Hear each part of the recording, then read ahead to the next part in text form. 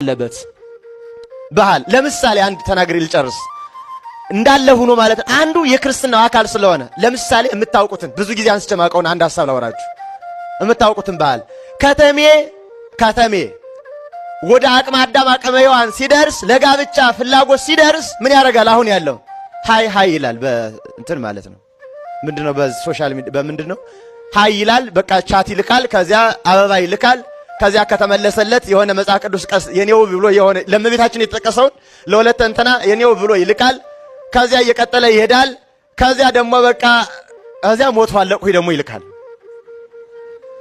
ውሸቱን ነው ይሄ ይታወቃል ውሸቱ እንደሆነ እህቶቻችንም ታውቁታላችሁ ግን ትሸወዳላችሁ ጆሮአችሁን ስለምታምኑ ትሸወዳላችሁ ጆሮአችሁ በጣም እውነት ይመስላችኋል እናታችን ሔዋን በቃ ጸበለስን ብትበሉ አምላክ ትሆናላችሁ ሲል ነው ብላ እንዳለችው መምህር ደጉ ዓለም ካሳ ምን ይላሉ?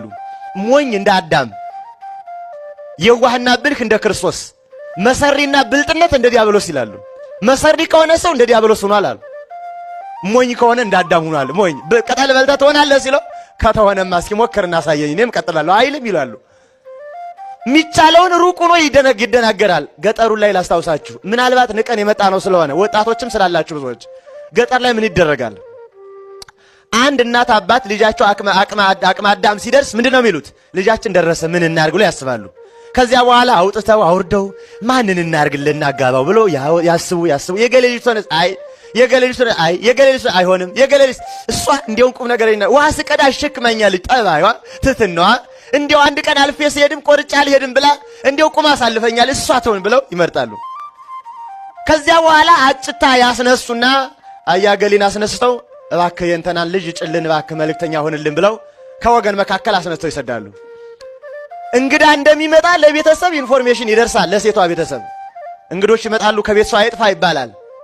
አስባችሁታል? እናትና አባት የአብና የመንፈስ ቅዱስ ምሳሌ ናቸው። የሚታጭለት የወልድ ምሳሌ ነው።